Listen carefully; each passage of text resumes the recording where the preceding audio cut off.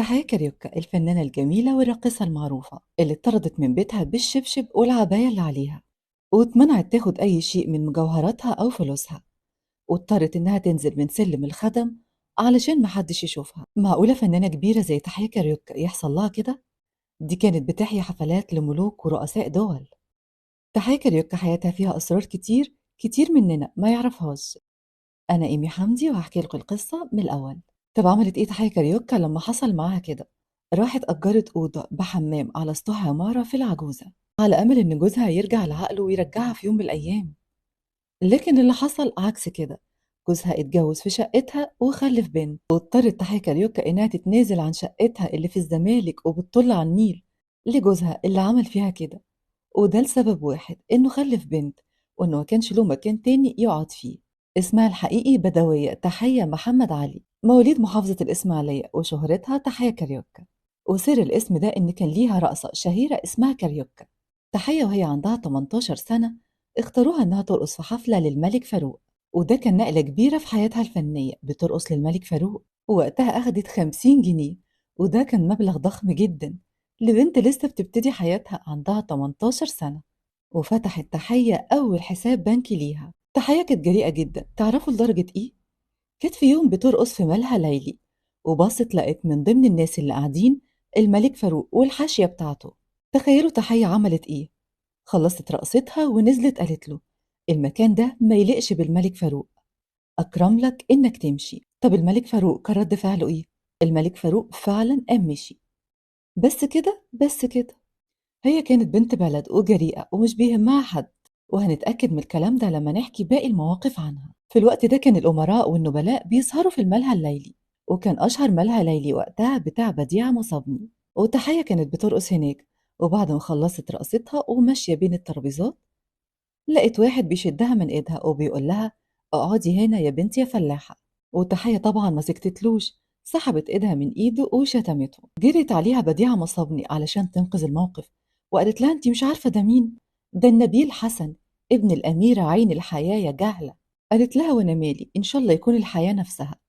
ولما تحية قالت كده كل الكباريه وقع من الضحك. ولما وصل الموقف ده للملك فاروق أصدر قرار بمنع الأمراء والنبلاء في السهر في الأماكن الليلية دي بتاعت عامة الشعب. وتمر الأيام وتزيد شعبية وشهرة تحية كاريوكا، والناس تحب رقصها. وصلت شهرة تحية لتركيا، واتطلبت هناك إنها تحيي حفلة في تركيا، والأتراك انبهروا برقصها.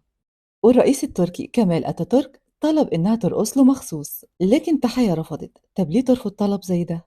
ولما اتسألت عن السبب قالت إن هو غلط في مصر قبل كده، وإنه زعق قبل كده للسفير المصري، وكل ده ليه؟ علشان السفير المصري دخل وقتها لابس طربوش. وكمال أتاتورك احتج على الموقف ده وزعق له وطلب منه إنه يقلع الطربوش. وقتها انسحب السفير المصري من الحفلة. تحية برغم إنها رقاصة لكن كانت بنت بلد وبتحب مصر، وأخدت نفسها ورجعت جري على مصر قبل ما الرئيس التركي ياخد أي قرار ضدها، لأنها رفضت ترقص قدامه. وفي يوم من الأيام كانت الفنانة تحية كاريوكا ومعها الفنانة فاتن حمامة بيحضروا حفلة في فندق سيماراميس، وفجأة صاحب الفندق وكان اسمه جون مسك إيد فاتن حمامة وكان عايز يرقص معاها بالعافية. تحية كاريوكا بقى ما سكتتش، وقلعت جزمتها وفضلت تضربه على دماغه لغاية ما عورته، والمصريين قدروا يهربوها من الفندق بعد اللي عملته ده. وجون ده بعدها رفع عليها قضية وطلب تعويض 12,000 جنيه، لكن وقتها ما كسبش القضية. تحية كاريوكا برغم إنها اتجوزت 17 مرة، ولما اتسألت عن الموضوع ده قالت: لأني مش بعمل حاجة حرام. وقبل ما تتريق وتقول دي في الآخر رقاصة، اسمع للآخر. تمر الأيام وتحصل حرب فلسطين. تحية كاريوكا بقى فضلت تدور على الفدائيين علشان تنضم ليهم، وقالت لهم: اطلبوا مني أي حاجة وأنا أعملها لكم. وكانت بتنقل لهم السلاح والأكل في عربيتها لأقرب نقطة ممكن يوصلوا لها على الجبهة. وكمان كانت بتساعدهم إنها بتخبي السلاح في مزرعة لجوز أختها في إسماعيلية. وبالمناسبة المزرعة دي استخبى فيها الرئيس السادات قبل كده، طبعا قبل ما يبقى رئيس. وفي عز نجاح وشهرة وتألق تحية كاريوكا كرمها الرئيس السادات في حفلة. ولما سألها في الحفلة دي: ليكي أي طلبات؟ ما طلبتش لنفسها، لكن طلبت للفنانة زينات صدقي. طلبت من الرئيس أنور السادات إنه يعمل معاش للفنانة زينات صدقي، لأنها وقتها كانت تعبانة جدا ومش بتشتغل وما عندهاش خالص أي مصدر دخل. واتكرمت تحية كاريوكا كمان في عهد حسني مبارك لكن كانت وقتها على كرسي بعجل وكانت كبرت. وفي وسط الحفلة برضه ما طلبتش حاجة لنفسها، بعلو صوتها وقالت له: يا ريس الناس جعانة، الغلابة عايزة تاكل. وطلبت من الريس إن ياخد من أرباح الأفلام والمسلسلات ويدي الفقراء. تحية كاريوكا كمان أيام جمال عبد الناصر لما كان بيجمع تبرعات لتسليح الجيش. كانت من أوائل الناس هي وأم كلثوم اللي جريوا وجمعوا تبرعات، والصحافة وقتها كتبت باستفاضة عن الموضوع ده وعن كمية التبرعات اللي كانت بتجمعها تحية لتسليح الجيش. وزي ما قلت لكم اتجوزت تحية 17 مرة، آخرهم فايز حلاوة الكاتب المسرحي، وأسست معاه مسرح كانت هي البطلة بتاعة العروض بتاعته، لغاية ما بدأ يحب عليها واحدة تانية. كانت بقى تحية كاريوكا كبرت وتخنت وجسمها اتغير وشكلها اتغير، ولما واجهته باللي حصل وإنها عرفت إن هو على علاقة بواحدة تانية، اتخانق معاها خناقة كبيرة وضربها وطردها من البيت بالشبشب والعباية اللي عليها، ومنعها إنها تاخد أي حاجة من متعلقاتها، مجوهراتها أو فلوسها. واتصلت وقتها ببنت أختها رجاء الجداوي واتحايلت عليها رجاء الجداوي إنها تيجي تقعد معاها، لكن هي رفضت واكتفت إنها تاخد أوضة بحمام فوق عمارة في العجوزة. لكن الست اللي أجرت منها الأوضة طردتها منها لأنها ما كانتش قادرة تدفع الإيجار. وفي الوقت ده اتدخلت فاتن حمامة. فاتن حمامة اتصلت بواحدة صاحبتها من الأسرة الحاكمة في الكويت وقدرت إنها تشتري شقة لتحية كاريوكا، وفاتن حمامة اللي فرشتها، والشقة دي اللي قضت فيها تحية كاريوكا بقية حياتها.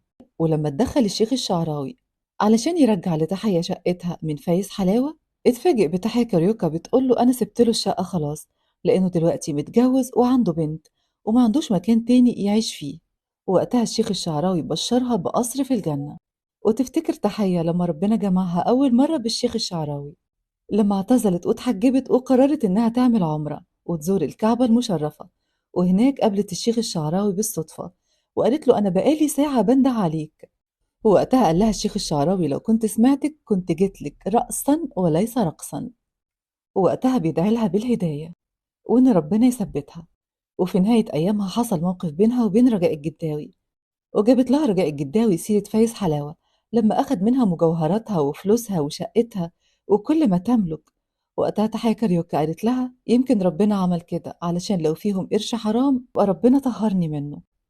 ويوم 6 سبتمبر سنة 1999 بتتعب تحية كاريوكا وبينقلوها المستشفى، ولما بيقولوا لها إن النقابة هتتكفل بحالتك وبمصاريف المستشفى رفضت وقالت في غلابة كتير أولى، واتكفلت هي بفلوس علاجها. وفي آخر أيامها اللي كانت جنبها وقتها رجاء الجداوي بنت أختها، وكانت بتغيب عن الوعي كتير، وآخر مرة فاقت فيها قالت لها: أنا عمري ما فكرت أبني فيلا، لكن بنيت مدفن جميل قوي أدفن فيه. ودي آخر جملة حد سمعها من تحية كاريوكا، وتوفت في نفس السنة يوم 20 ديسمبر. وتموت تحية كاريوكا وتقابل وجه رب كريم، ربنا يرحمها يا رب ويغفر لها. ما تنسوش تعملوا فولو ولايك للفيديو واشتراك لقناة حكاوي إيمي حمدي على اليوتيوب.